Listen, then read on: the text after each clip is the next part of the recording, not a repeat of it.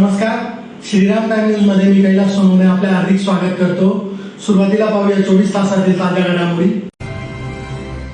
धुळे शहरासह जिल्ह्यातील अवैध धंदे, वाढती गुन्हेगारी विरोधात ॲडव्होकेट पंकज गोरे यांचे उपोषण सुरू।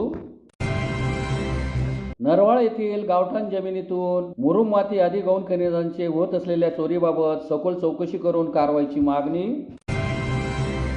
युवकांमध्ये वाढणारी बेरोजगारी, फसवी शेतकऱ्यांची कर्जमाफी या समस्यांकडे शासनाने लक्ष देऊन ठोस निर्णय घेण्याची मागणी। आणि रोटरी क्लब तर्फे पॉल हॅरिस फेलो या संदर्भात विशेष कार्यशाळेचे करण्यात आले आयोजन।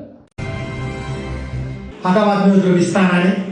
धुळे शहरासह जिल्ह्यातील कथित अवैध धंदे, वाढती गुन्हेगारी आणि कष्टकरी टपरी व लोडगाडी धारकांवरील कारवाईच्या मुद्द्यांवरून शिवसेना उद्धव बाळासाहेब ठाकरे पक्षाच्या वतीने शहरातील जेल रोडवरील क्युमाइन क्लब समोर उपोषण सुरू करण्यात आले आहे। धुळे शहरासह जिल्ह्यातील कथित अवैध धंदे, वाढती गुन्हेगारी आणि कष्टकरी टपरी व लोड गाडी धारकांवरील कारवाईच्या निषेधार्थ शिवसेना उद्धव बाळासाहेब ठाकरे पक्षाच्या वतीने शहरातील जेल रोडवरील क्युमाइन क्लब समोर उपोषण सुरू करण्यात आले आहे। अवैध धंद्यामुळे तरुण पिढी व्यसनाच्या आहारी जात असून गुन्हेगारीला चालना मिळत असल्याचा आरोप ॲडव्होकेट गोरे यांनी केला आहे। वरिष्ठ पोलीस अधिकाऱ्यांच्या नेतृत्वाखाली विशेष पथक स्थापन करून जिल्ह्यात व्यापक मोहीम राबवावी, सराईत गुन्हेगारांवर कठोर कारवाई करावी, तसेच सोशल मीडियावर गुन्हेगारीचे उदात्तीकरण करणाऱ्यांवरही कारवाई करावी अशी मागणी त्यांनी केली। टपरी व लोड गाडी धारकांवर होणाऱ्या सरसकट कारवाईलाही आंदोलनकर्त्यांनी विरोध केला। वाहतुकीला अडथळा निर्माण होत असल्यास नियमानुसार कारवाई करावी, मात्र कुटुंबाचा उदरनिर्वाह करणाऱ्या कष्टकरी व्यावसायिकांचा रोजगार हिरावून घेऊ नये अशी भूमिका मांडण्यात आली। जप्त केलेले साहित्य दंड न आकारता तातडीने परत करण्याची मागणी करण्यात आली। यावेळी ॲडव्होकेट पंकज गोरे, ग्रामीणचे जिल्हा प्रमुख शानाभाऊ सोनवणे, मोहन तनवानी, तेजस गोटे, महिला आघाडी प्रमुख तारका विवरेकर, प्रशांत बदाने, उपमहानगर प्रमुख पंकज भारसकर, सूरज भावसार, डॉक्टर सोमनाथ चौधरी, मनोज गवळी, संजय लहामगे, गजेंद्र पाटील, मंटी मोरे, स्वप्नील सोनवणे, सोनू मुरतोडकर, विपुल भारसकर, अनिल सिरसाट, गोकुळ एलमामे, सौरभ जवराळ, पंकज बागुल, मुकेश जाधव, इश्तियार अन्सारी, हिमांशू परदेशी आदी उपस्थित होते। मागण्यांवर ठोस कारवाई न झाल्यास आंदोलन अधिक तीव्र करून आमरण उपोषण करण्याचा इशारा ॲडव्होकेट पंकज गोरे यांनी दिला आहे। अतिक्रमण मोहीम चालू असून जे टपरीधारक, रोडगाडीधारक कोणत्याही रस्त्यात लढत नसताना सरसकट त्यांच्यावर अतिक्रमणाची कारवाई केली जाते आहे। त्यांना कोणतीही नोटीस किंवा काही न सांगता त्यांचे साहित्य जमा केले जाते आहे, परंतु त्याच लाईनमध्ये असणाऱ्या सट्टापेढ्या, पत्त्याचे क्लब, अवैध धंदे याच्यावर कुठलीही कारवाई प्रशासन करत नाही आहे। माझा आयुक्तांना प्रश्न आहे, त्यामागे काय कारण आहे की आपण जे कष्टाने मेहनतीने दोन पैसे कमवून उदरनिर्वाह करतात, आपला परिवार चालवण्याचा प्रयत्न करतात, त्यांच्यावर तुम्ही कारवाई करताय, म्हणजे काळे धंदे करतायत, अवैध धंदे राजरोज सकाळ दुपार संध्याकाळ चालू आहेत, त्याच्यावर का म्हणून प्रशासन काही कारवाई करत नाही। आणि असं नाही की पुढे अंधारात सुरू आहे, भर बाजारपेठेमध्ये शहराच्या चौकात गल्लीबोळात सर्वत्र सट्टापेढ्या, टेबल, मंदिरांच्या बाजूला, शाळांच्या आजूबाजूला सर्वत्र सुरू असताना त्यांच्यावर कोणती कारवाई नाही, पण जे कष्टाने कमवत आहेत त्यांच्यावर सर्रासपणे दडपशाही करून कारवाई केली जाते आहे। ही कुठेतरी दुटप्पी भूमिका आहे, ती आम्हाला न पटलेली आहे। त्या संदर्भात अनेक टप्पेधारक आम्हाला येऊन भेटले, त्यासाठीच आम्ही आज उपोषण सुरू केलेले आहे। आमचं 3 दिवस 4 दिवस साखळी आंदोलन चालेल। त्यात जर प्रशासनाने दखल घेतली नाही तर आम्ही तिथून पुढे आंदोलनाची तीव्रता वाढवणार आहोत। आमचे 2 मागण्या प्रमुख ज्या आहेत, एक तर अवैध धंद्यांवर ताबडतोब कारवाई करा, आणि दुसरी मागणी महत्त्वाची, जे टपरीधारक किंवा रोडगाडी धारकांनी जे साहित्य जमा केले आहे ते कोणतेही दंड न करता त्यांना वापस करावे। आणि धुळे शहरात मोठ्या प्रमाणात बेरोजगारी आहे, रोजगार नाही, तर त्यांना बेरोजगार करून आपल्याला धुळे हे शांतता ठेवायची नाहीये का, हा देखील माझा प्रश्न। धुळे तालुक्यातील नरवाळ येथील गट क्रमांक 203/1 येथून मुरुम माती आणि गौण खनिजाची होत असलेल्या चोरीबाबत सखोल चौकशी करून संबंधितांवर कारवाई करावी या मागणीसाठी आई भवानी टेकडी देवस्थान समितीतर्फे जिल्हाधिकारी कार्यालयासमोर निदर्शने करून निवेदन देण्यात आले।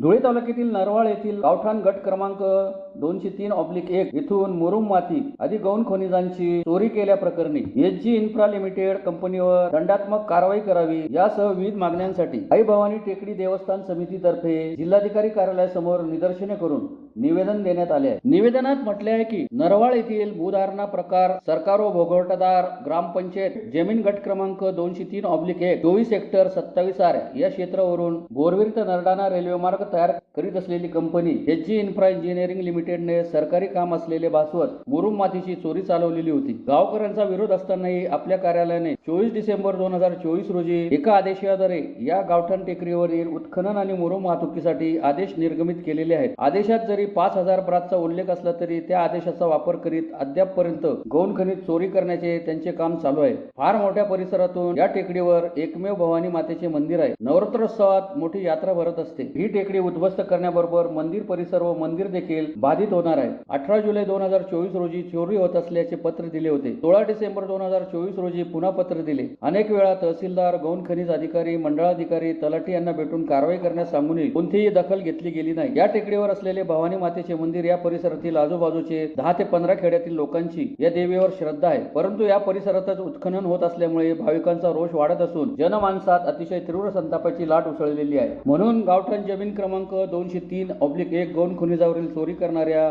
HG इन्फ्रा लिमिटेड कंपनीवर कारवाई करावी. सदर गौण खनिज चोरी होऊ देण्यास जबाबदार असलेल्या कर्मचारी व अधिकारी यांचे निलंबन करावे. गौण खनिज चोरी करणाऱ्या ठेकेदारावर दंडात्मक कारवाई करावी. टेकडीच्या नष्ट केलेल्या भागाचे मोजमाप करून अधिकारी व ठेकेदारावर लवकरात लवकर कारवाई करावी अशी मागणी करण्यात आली आहे. यावेळी चंद्रमणी वाघ, प्रभाकर जाधव, शशिकांत वाघ, भरत जाधव, राजू सिरसाट, आबा खंडारे, भारत आडगाये आदी उपस्थित होते. मनमाड इंदोर रेल्वे मार्ग ही जी मागणी गेल्या 50-60 वर्षापासून होती ती पूर्तता होताना दिसून येत आहे. बोरवीरपासून ते नरडाणापर्यंत हा रेल्वे मार्ग जवळपास बऱ्याच अंशी मार्गी लागला आहे. बोरवीरपासून ते बाळापूर या दरम्यान रेल्वे रूळ टाकण्याचंही काम चालू आहे. बऱ्याच ठिकाणी आपण त्या HG इन्फ्रा कंपनी जी आहे, जी ठेकेदार म्हणून काम करत आहे, त्याला सहकार्य केलेलं आहे.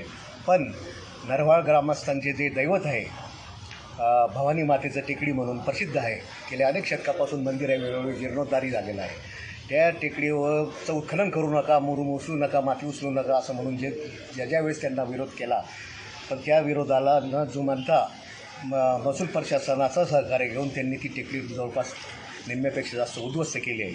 आणि म्हणून देवस्थान आणि तो परिसर हा बाधित झाला आहे.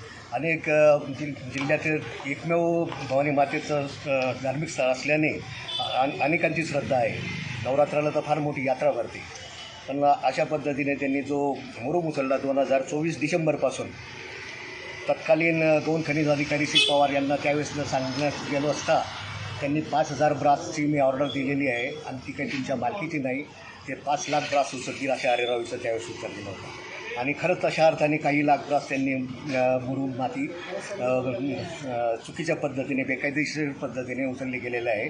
आणि म्हणून त्या संबंधित ठेकेदार आणि महसूल प्रशासनाचे जे कर्मचारी आहेत त्यांच्यावर दंडात्मक कारवाई होऊन पुढील कारवाई करावी अशा मागणीसाठी आज आम्ही निवेदन दिले आहे. युवकांमध्ये वाढणारी बेरोजगारी, सर्वसामान्यांना न परवडणारी महागाई, दिशाभूल करणारी शेतकऱ्यांची कर्जमाफी या गंभीर समस्यांकडे शासनाचे लक्ष देऊन ठोस निर्णय घ्यावा या मागणीसाठी अखिल भारतीय राष्ट्रवादी काँग्रेस शरदचंद्र पवार पक्ष धुळे जिल्हातर्फे जिल्हाधिकारी कार्यालयासमोर निदर्शने करून निवेदन देण्यात आले आहे. युवकांमध्ये वाढणारी बेरोजगारी, सर्वसामान्यांना न परवडणारी महागाई, दिशाभूल करणारी शेतकऱ्यांची कर्जमाफी आदी समस्यांबाबत शासनाने ठोस निर्णय घ्यावा या मागणीसाठी अखिल भारतीय राष्ट्रवादी काँग्रेस शरदचंद्र पवार पक्ष धुळे जिल्हातर्फे जिल्हाधिकारी कार्यालयासमोर निदर्शने करून निवेदन देण्यात आले. निवेदनात म्हटले आहे की युवकांमध्ये वाढणारी बेरोजगारी, सर्वसामान्यांना न परवडणारी महागाई, दिशाभूल करणारी शेतकऱ्यांची कर्जमाफी या सर्व गंभीर समस्यांकडे शासनाने पूर्णपणे दुर्लक्ष केले असून यावर कोणत्याही प्रकारचा ठोस निर्णय शासन घेणार नसेल तर राष्ट्रवादी काँग्रेस पक्षातर्फे शासनाविरुद्ध कडक भूमिका घेऊन रस्त्यावर उतरून मोठ्या संख्येने आंदोलन करावे लागेल असा इशारा देण्यात आला. या प्रसंगी अध्यक्ष नंदकुमार एलमामे, कार्याध्यक्ष नितीन गावडे, अजित शेख, गिरीश नेरकर, डॉक्टर शांताराम पाटील, व्यंकटेश पाटील, रामेश्वर साबरे, यशवंत पाटील आदी उपस्थित होते. राष्ट्रवादी काँग्रेस शरद पवार गट यांच्या वतीने कलेक्टर साहेबांना निवेदन देण्यात येत आहे. आजची वाढती महागाई, बेरोजगारी व शेतकऱ्यांना फसवी कर्जमाफी याच्या संदर्भात आज आम्ही कलेक्टर साहेबांना निवेदन देत आहे. याकरिता कलेक्टर सरकारने, महाराष्ट्र सरकारने, देशाच्या सरकारने जर याच्यावर विचार नाही केला तर आम्ही याच्या पुढे तीव्र आंदोलन करण्याचा आमचा मानस आहे. नंदू भाऊ आता 2-4 दिवसात मोदी साहेब बारामतीलाच कार्यक्रमाला जाणार आहेत. तुम्ही तिथेच आंदोलन करायला पाहिजे होतं त्यांच्या आता विरोधात. तो विषय असा आहे, ही आपली मातृभूमी आहे साहेब. इथं आपले वेगळा फरक आहे. जेव्हा तिथे त्यांना निवेदन दिलं असतं खाजगी मोदी साहेब. संस्थेमध्ये येत आहे ते. त्या खाजगी संस्थेत असलेले आपण तिथं काही बोलू शकत नाही. रोटरी क्लब धुळेतर्फे शहरातील गणपती पॅलेस येथे पॉल हॅरिस फेलो या संदर्भात विशेष कार्यशाळेचे आयोजन करण्यात आले होते. हॉटेल गणपती पॅलेस येथे रोटरी क्लबच्या वतीने पॉल हॅरिस फेलो या संदर्भात विशेष कार्यशाळेचे आयोजन करण्यात आले होते. रोटरी क्लबच्या सामाजिक व सेवाभावी कार्याला अधिक गती देणे आणि सदस्यांमध्ये दातृत्वाची भावना रुजवणे या कार्यशाळेत डिस्ट्रिक्ट गव्हर्नर विपुल शहा यांनी याबाबत मार्गदर्शन केले. पॉल हॅरिस फेलो हा रोटरी फाउंडेशनचा एक अत्यंत मानाचा आणि सन्माननीय किताब मानला जातो. रोटरीचे संस्थापक पॉल हॅरिस यांच्या नावाने दिल्या जाणाऱ्या या सन्मानाचे मूळ उद्दिष्ट जगभरातील आरोग्य, शिक्षण, गरिबी निर्मूलन आणि स्वच्छता यासारख्या विविध कल्याणकारी प्रकल्पांना निधी उपलब्ध करून देणे हा आहे. कार्यशाळेत मार्गदर्शकांनी पॉल हॅरिस फेलो या संकल्पनेवर सविस्तर प्रकाश टाकला. क्लबमधील जास्तीत जास्त सदस्यांनी पॉल हॅरिस फेलो बनून रोटरी फाउंडेशनमध्ये आपले योगदान कसे द्यावे, सदस्यांनी जमा केलेल्या या निधीचा वापर केवळ स्थानिक पातळीवरच नव्हे तर जागतिक स्तरावर गरजूपर्यंत मदत पोहोचण्यासाठी कसा केला जातो याचे अनेक यशस्वी दाखले कार्यशाळेदरम्यान देण्यात आले. यावेळी रोटरी क्लबचे अध्यक्ष मनोज लोढा, सचिव राजेश गिंदुडिया, आशिष अग्रवाल, दीपक कैरे, राहुल अग्रवाल, प्रदीप शहा, अनिल वांगड, विलास कोठावदे, अनिल पाटील यांच्यासह रोटरीचे सदस्य मोठ्या संख्येने उपस्थित होते.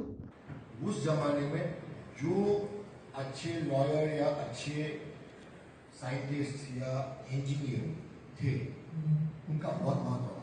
रीजन, डेवलपिंग कंट्रीज और अंडर डेवलप कंट्रीज बहुत ज्यादा थी. और वो जमाने में इफ यू रिमेम्बर, आपको याद होगा, यूनाइटेड नेशन का एक इन्वॉल्वमेंट हुआ. उन्होंने शुरू किया एक ऑर्गेनाइजेशन वर्ल्ड का, और उसी वर्ल्ड का ऑर्गेनाइजेशन के अंदर ऑलमोस्ट 30% जो मेंबर्स थे, वो 30% मेंबर्स थे, वो सब रुके नहीं. तो एक सबसे बड़ा जो बोलते ना be sowing the seed in the right place, उससे हमें एक मौका मिला कि हमें दुनिया देखने को मिली. दुनिया में क्या हो सकता है, क्या बेनिफिट हो सकता है, क्या हम उसका फायदा उठा सकते हो, वो सब जानने को मिला. वो चक्कर के अंदर अपने रोटेशन ने शुरू किया कि वर्ल्ड को कैसे आगे बढ़ाए. आज रोटरी में 34 जोन है वर्ल्ड में. 200 कंट्री में तो है, ठीक है, लेकिन इंडिया में 4, 5, 6, 7 जोन ये काफी दिनों से चल रहे हैं. अगले साल तक इंडिया के ये 42 डिस्ट्रिक्ट से ज्यादा बढ़ गए. जैसे अभी की जो 2 आईआईटी डायरेक्टर है, ट्रिपल एम करके चेन्नई से है, और केपी नागेश करके है फ्रॉम बैंगलोर. इनका ये सोच था कि 200 साल हो गए, मेंबरशिप हिंदुस्तान, पाकिस्तान, बांग्लादेश, श्रीलंका यहां बढ़ रही है, जब डेवलप कंट्रीज में कम हो रही है, क्योंकि वहां पे छोटी उम्र में लोग आना चाहते हैं, कि उनके पास और काफी दूसरे ऑर्गेनाइजेशन है. और आज के जमाने में तो क्या है कि ऑनलाइन का जमाना आ गया है, तो काफी लोगों को ऑनलाइन बिजनेस का अपॉर्चुनिटी मिलता है, वर्क का अपॉर्चुनिटी मिलता है, तो वो बेसिकली रोटी में जल्दी आते ही. तो अपने डिस्ट्रिक्ट 42 से बढ़ के 45 से 46 होने वाले हैं. ये डिस्ट्रिक्ट बढ़ाने का कारण एक ही है. जब शुरुआत में था ना, तो धुलिया के साथ सदना काका और मेरे पिताजी जब गवर्नर थे, तो इन लोगों को रतलाम तक जाना होता था. अपना डिस्ट्रिक्ट 306 रतलाम तक था. भोपाल भी अपने में था, कच्छ भी अपने में था. वो धीरे धीरे बाइफर्केशन होते होते आज अपना डिस्ट्रिक्ट धुलिया से पोरबंदर तक हो गया. पुन्हा एक नजर ठळक घडामोडींवर. धुळे शहरासह जिल्ह्यातील अवैध धंदे, वाढती गुन्हेगारी विरोधात ॲडव्होकेट पंकज गोरे यांचे उपोषण सुरू. नरवाळ येथील गावठाण जमिनीतून मुरुम माती आदी गौण खनिजांचे होत असलेल्या चोरीबाबत सखोल चौकशी करून कारवाईची मागणी. युवकांमध्ये वाढणारी बेरोजगारी, फसवी शेतकऱ्यांची कर्जमाफी या समस्यांकडे शासनाने लक्ष देऊन ठोस निर्णय घेण्याची मागणी. आणि रोटरी क्लबतर्फे पॉल हॅरिस फेलो या संदर्भात विशेष कार्यशाळेचे करण्यात आले आयोजन. याचबरोबर श्रीराम टाइम न्यूजचे बातमीपत्र संपले. दिवसभरातील ताज्या घडामोडींसाठी पाहत राहा श्रीराम टाइम न्यूज.